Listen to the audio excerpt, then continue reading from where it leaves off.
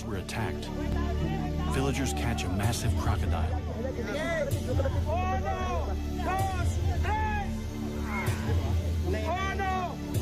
They hope it's the killer.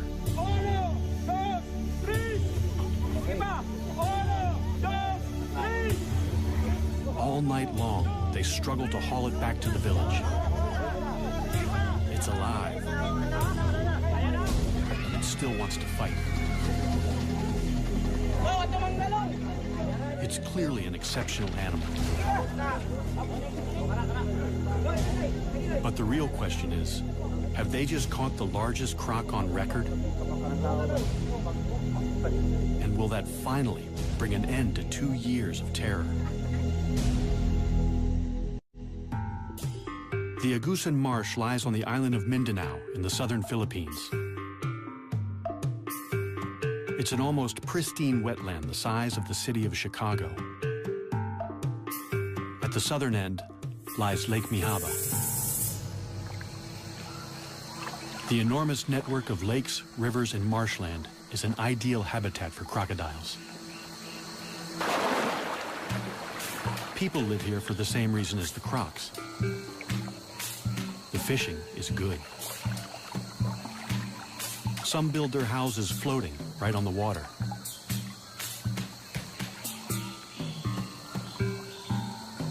Others live in stilt houses dotted around the marsh. In the rainy season, the water level can rise by 4 meters.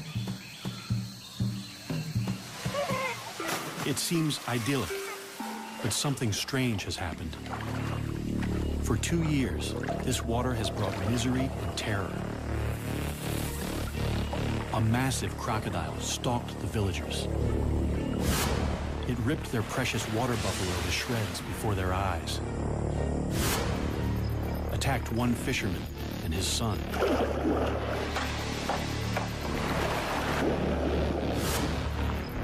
And snatched another man from his boat to eat him alive. But it all started with the attack on the schoolgirls on Lake Mihaba in the heart of the marsh.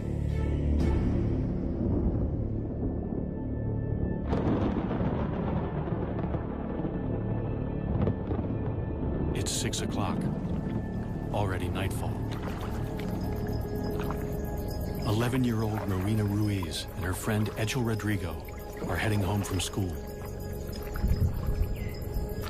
Fisherman Roy Dagas follows right behind.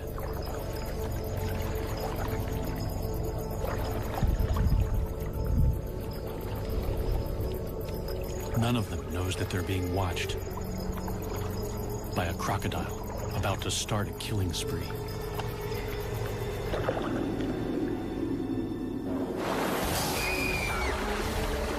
Sitting up front, Rowena never sees it coming. Roy saves Echel from what looks like a monstrous crocodile. But Rowena is decapitated. Seeing her head in the crocodile's mouth was disgusting. Later on, we found her body covered with banana leaves. It was really smelling bad. Rowena's dugout canoe still bears the scars of the attack. This is Rowena's boat, and these are the bite marks left by the crocodile. Here, here, and here. What kind of monster can bite through solid wood? The culprit is a saltwater crocodile, or salty. They're the largest of all living crocodilians, typically reaching 4 to 5.5 meters. Salties prefer fresh water, but can live in the sea because they're able to excrete salt through special glands. They've spread thousands of kilometers across the ocean to colonize lands from India to Australia. Salties have been hunted to the brink of extinction in much of Southeast Asia for their fashionable and highly sought-after hides. They also have the strongest bite of any animal.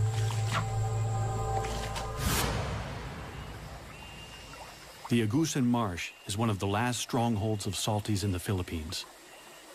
Since 1994, the crocodiles here are fully protected. Killing one could land you 12 years in prison. The tables have turned. Now the people are being hunted. Roy Dagas is badly shaken by the attack. I was afraid that Rowena's parents would blame me for her death and kill me, since I was the one who picked her up.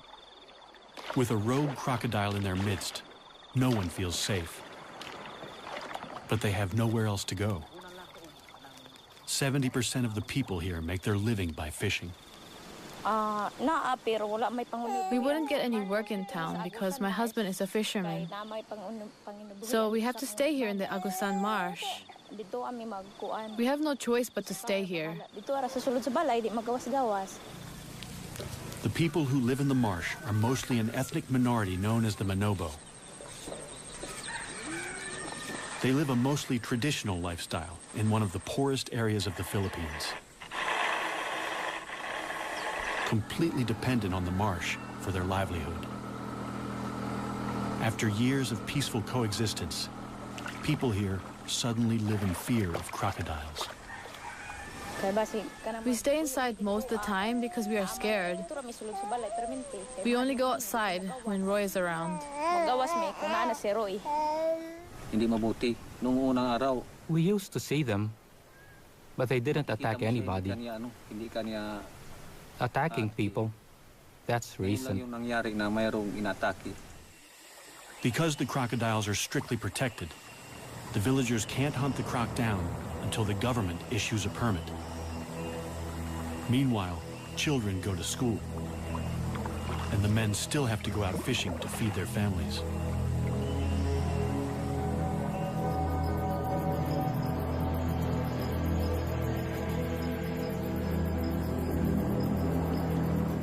Roy's brother, Reynaldo Dagas, is fishing with his son at their favorite spot in the marsh, right in the beast's lair.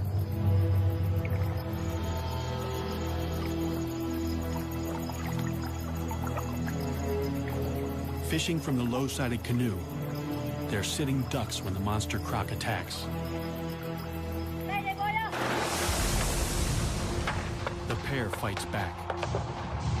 I hit it on the side of its head with my paddle. Then it bit the side of the boat. It was very close. They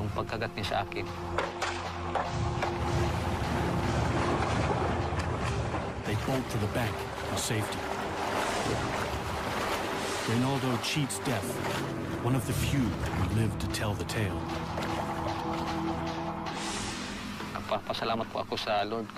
I thank the Lord for saving me that night, or I would have been dead meat.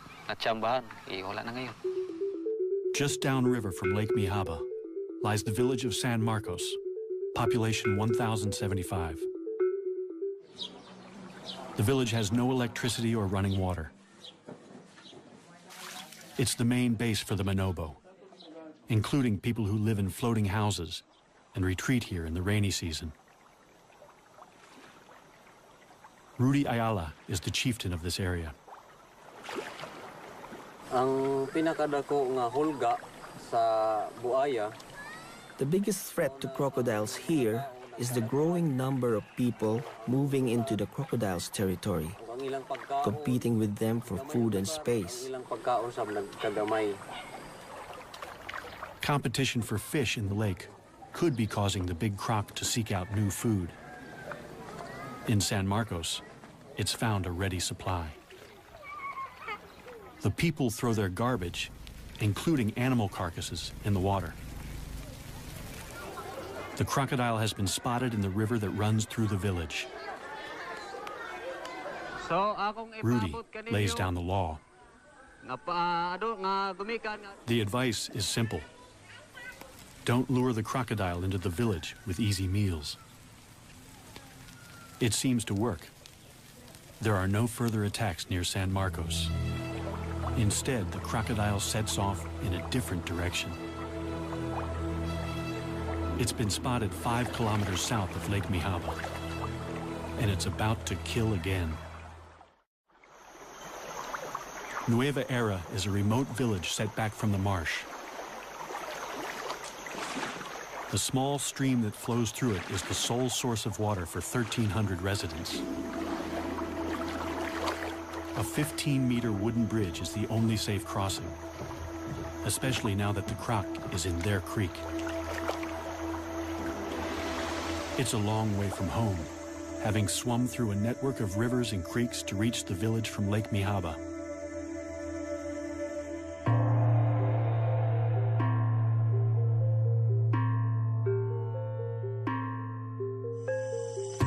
Local farmer Daniel Oxtero has already worked a full day on the land. After dinner, he has to go out fishing, working a double shift to feed a wife and 7 children. He doesn't go far. Fishing near the bridge, he's within earshot of his younger sister. Daisy's house overlooks the creek.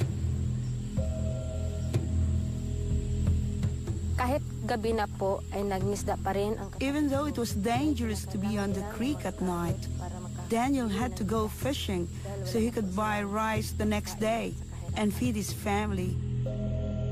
Without knowing it, Daisy hears her brother's final moments. The night that Daniel disappeared, at about 9 p.m., it was dead quiet in the village. I felt like I was the only one awake. Then the dog started to bark angrily.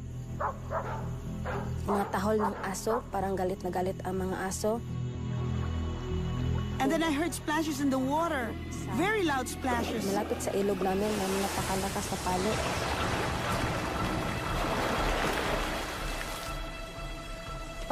I was terrified, so I went to bed.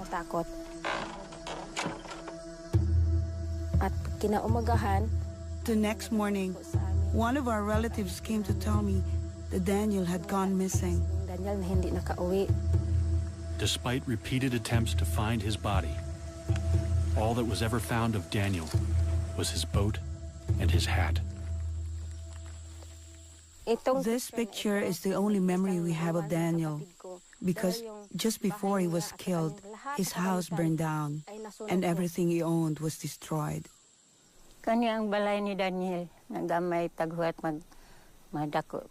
This was Daniel's house, but it burnt down. He was building another one when he went missing. Daniel's family lost a provider and a much-loved father and son. Of course I miss him. He's my son. Perhaps it was fate. He was a fisherman, and maybe this is a fisherman's fate. The fate of Daniel's killer is also sealed. The government in Manila has finally issued a permit to hunt down the rogue crocodile, as long as it's taken alive. There's only one man for the job. Croc legend Ronnie Sumiller has been hunting nuisance crocodiles for 20 years. This will be his most dangerous mission yet. Members of Daniel's family are eager to show Ronnie to where the attack happened.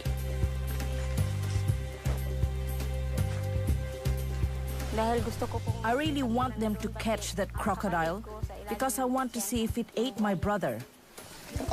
I am scared of the big crocodile.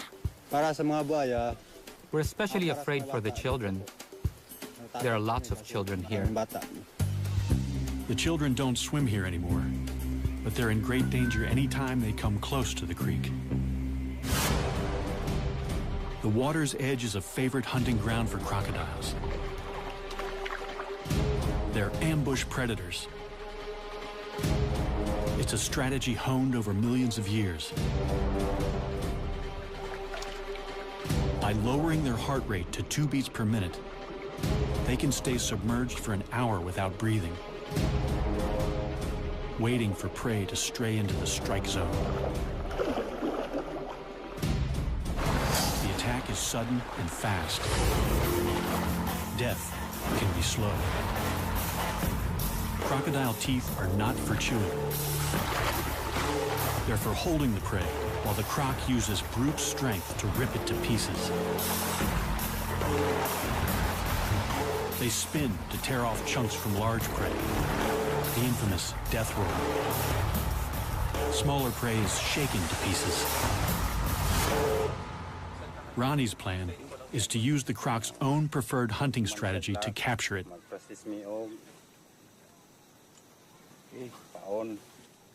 A morsel of chicken suspended just above the water is an irresistible lure. So that's the principle. When it is grabbed by the crocodile, the crocodile will run away and this will close down. This will catch the upper jaw. In Ronnie's experience, a snare is least likely to injure a crocodile.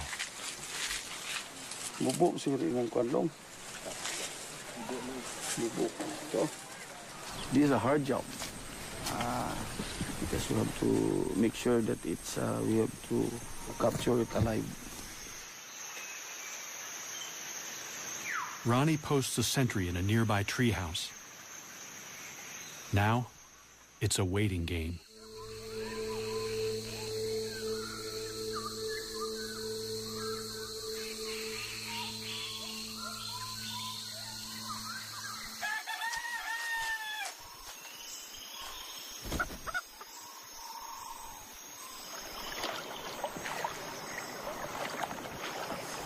In the morning, the bait is gone and the trap is torn.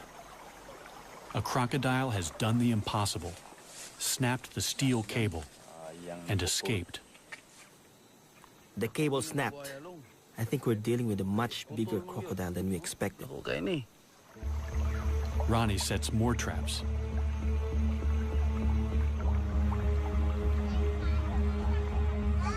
For the villagers, it's a terrifying wait. They find trap after trap in shreds. The croc must be huge. 3 weeks later, a trap finally holds.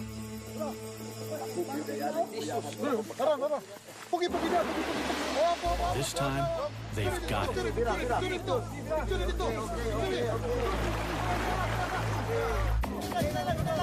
Several dozen men strain in a tug-of-war with a powerful crocodile on the end of their line.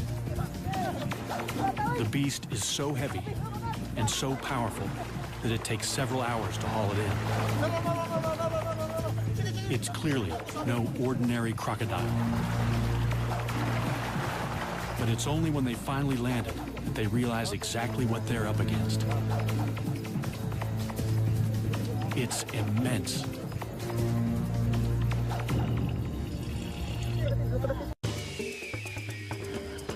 This show was created for you and your family to watch together.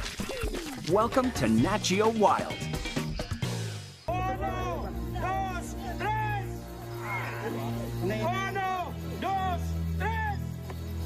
60 people work all night to drag the beast a kilometer and a half back to the village.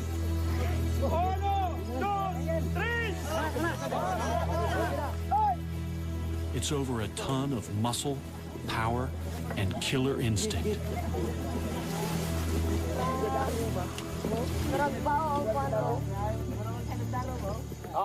As word spreads that they've caught the killer, more and more jubilant onlookers flock to the creek. Everyone wants to get close to the enormous animal now that he's tied down.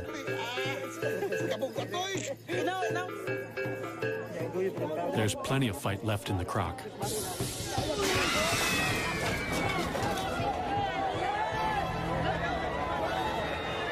For a moment, everyone's heart stands still. The ropes only just hold. But the hard part is yet to come. They have to transport the enormous reptile 11 kilometers to a purpose-built tourist park at Consuelo, near the main road. The problem is, the road to the park is on the other side of the creek. And the only bridge is far too rickety and narrow. They have to transfer the killer crocodile to a makeshift pontoon and float him across.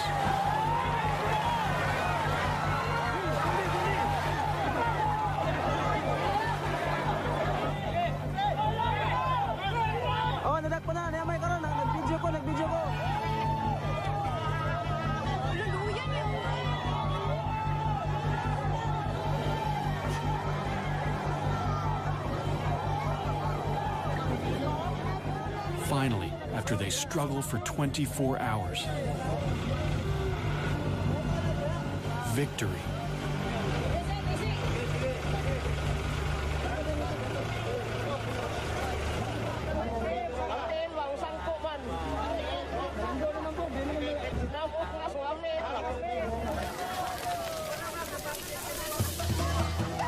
The party goes on deep into the night.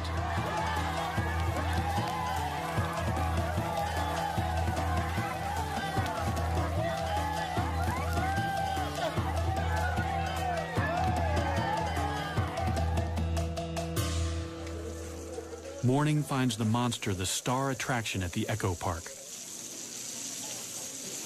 Its pond was initially going to be a swimming pool for children. It's clearly a male. He weighs more than 1,040 kilos. Female salties rarely exceed 160 kilos and grow no more than 4 meters. This guy looks to be over 6. They call him Lolong. Lolong could get them into the Guinness Book of Records. They finally get a good look at him, but the villagers have second thoughts about whether this is the killer croc. That's not the right one, is it? No, it's too small. In the cold light of day, they say that no matter how big he is, he's just too small to be the killer.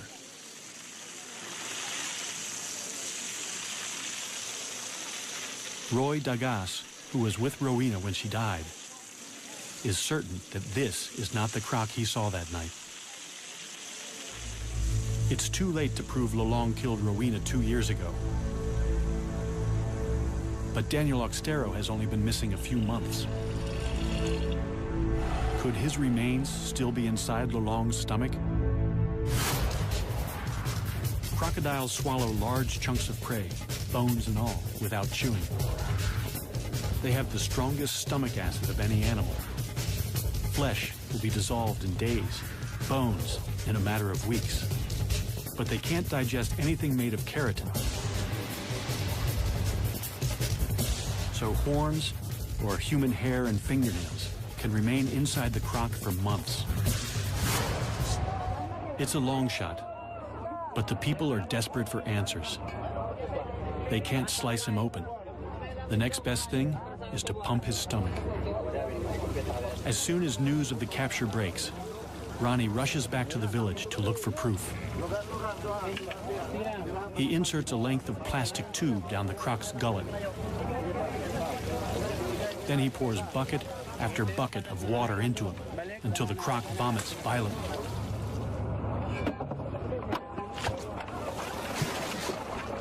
Ronnie doesn't find any human remains. The stomach pumping is inconclusive. It's possible they didn't get everything out, or that Lolong had coughed up a hairball before they caught him. It's also possible that another giant crocodile killed Daniel, and that it's still out there. Life is returning to normal on the island of Mindanao, but it's not safe to go back in the water. Giant crocodile sightings continue even after the capture of the monster croc Lolong. Ronnie Sumiller is called back for duty. I am going back to capture the big crocodile, bigger than Lolong, because the villagers are endangered. Lolong could have taken to the creeks because a more aggressive male chased him out of the lake. It's a frightening prospect. The first place to look is Lake Mihaba in the heart of the marsh. Agusan's crocs are notoriously shy, so the best chance of finding it is at night. We are going to Lake Mihaba to spotlight and hopefully to see large crocodiles. With a local guide, he ventures into the crocodile's world at the most dangerous time. Every attack so far has occurred at night. It's a dangerous to do this in this lake because of the presence of the large crocodile. But using flashlight, normally they will not attack. They're not alone. There are hundreds of crocodiles all around them. One of them could be the giant killer. In this lake, it could be 2 or 3 large crocodiles. Could be as large as lolong, maybe 20 feet. They see lots of smaller crocs.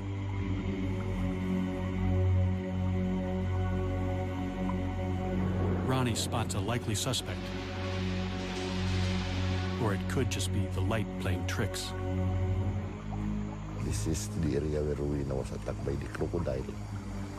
So the boat was capsized. They don't want to be the next victims, so Ronnie calls it a night. Then he gets another break in the case. Near Nueva Era, he hears of a rare sighting of a giant crocodile in broad daylight. He misses it by only hours. Hello. Hello. Did you see a crocodile over here? Yes, at about 11 o'clock. So, this is where its head was positioned? Yes, with its shoulders over here. How big do you estimate its head was? It was huge, and he had his mouth open like this. With a stick, Ronnie measures where the head was, so he can estimate the croc's total length. I've never seen a crocodile like this. This is almost 40 feet, I should say. It's really a huge crocodile. Even for a skeptic, it's scary to imagine the croc that hauled out here. Then Ronnie discovers that this is not the first time that someone has reported a 12-meter croc around Nueva Era. A few months ago, Javar Abdul saw a colossal crocodile take down his prize water buffalo, or carabao. Imagine the croc that could take down one of these. A fully grown carabao weighs almost 500 kilos. Losing an animal like this is like losing a tractor. They're our livelihood. We use them to plow the fields and to haul logs. It was a huge loss for me because it was the only carabao I had. The monster dragged the massive carabao downstream, but got stuck under the bridge, so Javar got a good look at the culprit. So why couldn't the croc pull the carabao under the bridge? The water level was too high, so the legs of the bridge were blocking it.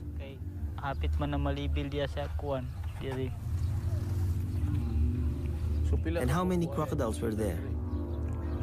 2. 2? Were they different sizes? Yes, a big one and a smaller one. Then he drops a bombshell. The smaller one was Lolong. How big do you estimate the big one was? I estimate more or less from that point over there to the far side of the bridge. Okay, let's measure that. Instead of one giant croc chasing another out of Lake Mihaba, it seems 2 giant crocs were feeding together. And the second one was even bigger than Lolong. Wow! 12 meters, ang taas. Oh, dako gyud nga buhaya kay 12 meters man. Ronnie now has 2 sightings of a croc even larger than Lolong, the one they captured. And no incriminating material in Lolong's stomach. So another croc could be responsible. Good news. An expert is on his way to measure Lolong and see if he's a contender for the world's largest croc. Dr. Adam Britton is the go-to guy for crocodiles for the Guinness Book of World Records. He certified the current record holder only a few months ago. At 5.5 meters, Australia's Cassius Clay is the world's largest captive crocodile. Lolong could be bigger. Nothing can prepare Adam for what he's about to see. Here we go, Adam. Let's So see Lolong. this is Lolong? Yep. Oh my God. Oh, he's absolutely huge.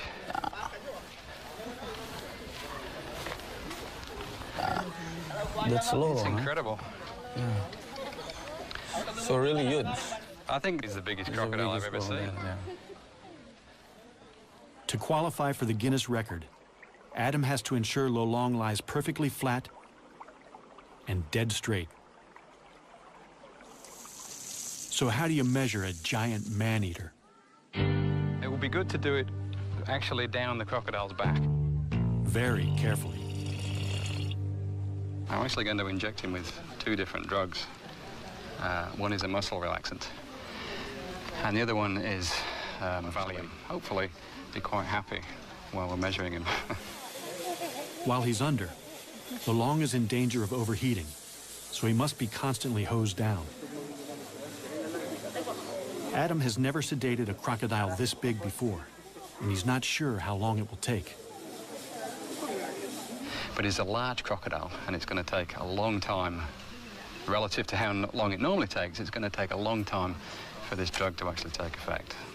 First, he has to get the needle into the monster croc. Adam gets dangerously close to the largest salty he's ever seen. So yeah, Ronnie, if you can keep a close eye on him, you see he's got his left legs backwards, so he's still quite relaxed. But look for any signs like he starts to lift himself up or starts to move his head. This is in a relaxed position. That's he's in a relaxed position right now. Yes, I can get out of the way quite easily, and I'm going to go that way if anything happens. Adam has nerves of steel, but Lolong reminds him who's the boss. He felt that.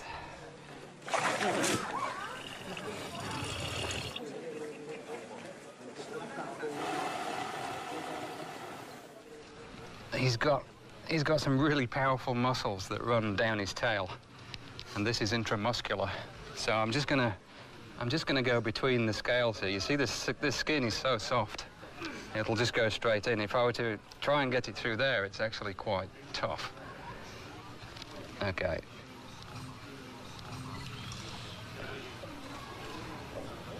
Up. Okay. It's like a big mosquito. Wow, even that bent the needle. That was simply because he moved his tail.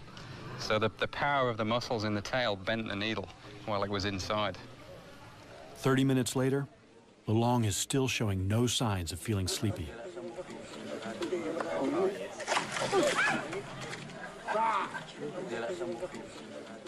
It's actually good. Every time he swings like this, then his blood is pumping. And the sedative that we put in will take effect more quickly. Okay. The sedatives are still showing very little effect. But Adam has drugged Lolong as much as he dares. Too much could kill him. They're going to have to shut those massive jaws by force. We have to remember that this crocodile is huge, is enormously heavy, very powerful. Adam can't do it alone. He's going to need some help. We're going to use 6 people for this procedure. He's going to have, by the time we're finished here, he's going to have 2 ropes on his jaws. So one person on either side of his head is going to hold those ropes nice and tight. Then I'm going to jump on the back of his neck and push his head down. This is after I put a towel on his eyes. I'm going to get one person then behind me to help me keep weight on his chest, and then 2 more people on his back legs. And we're going to lift his legs up off the ground so that he doesn't have any leverage with those legs. And he's still going to be stronger than us, really. I mean, he's huge, incredibly powerful, strong crocodile. But it's amazing, when you get on the back of the head, particularly, and you cover the eyes and you put pressure down there, they often give up. They'll just sit there and say, okay, do what you need to do. Fingers crossed, anyway. Ronnie rounds up 5 volunteers. They have to get in the pen with the giant crocodile and sit right on his back. Okay, let's go and test him first and see if that drug is taking any more effect.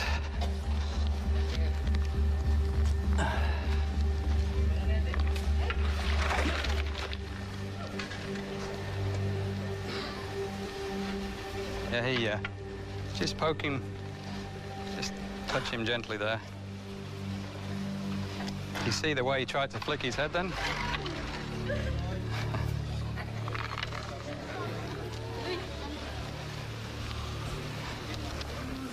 He's definitely lost some of his strength. They place towels over Lolong's eyes to help keep him calm. Okay.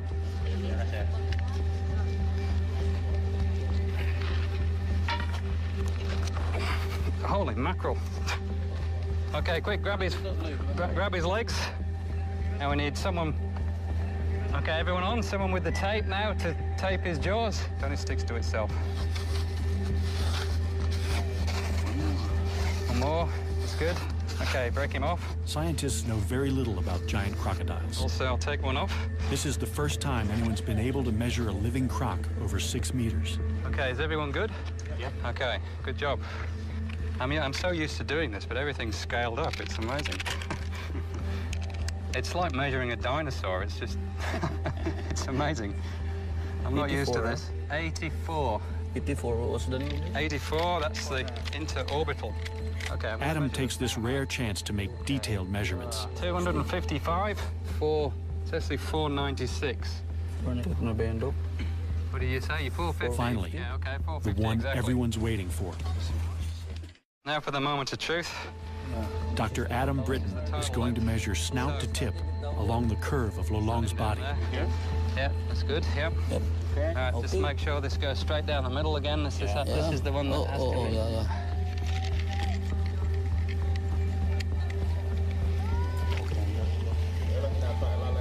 Can I get someone to hold this? 6170. 6170. Which is the largest saltwater crocodile in the world. That's the largest crocodile in the world, full stop. 6170. Lolong is 6.17 meters long, the largest known living crocodile, by more than a half a meter.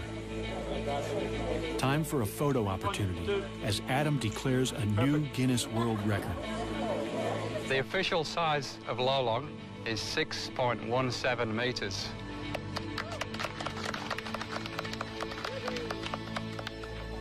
I'll give him a round of applause for that. That's very impressive. How did Lolong get so big? Adam thinks he was born to it, and that he could have big brothers with the same giant crocodile DNA. As with humans, nurture is just as important as nature. Crocs grow most when they're young, but any stress inhibits growth.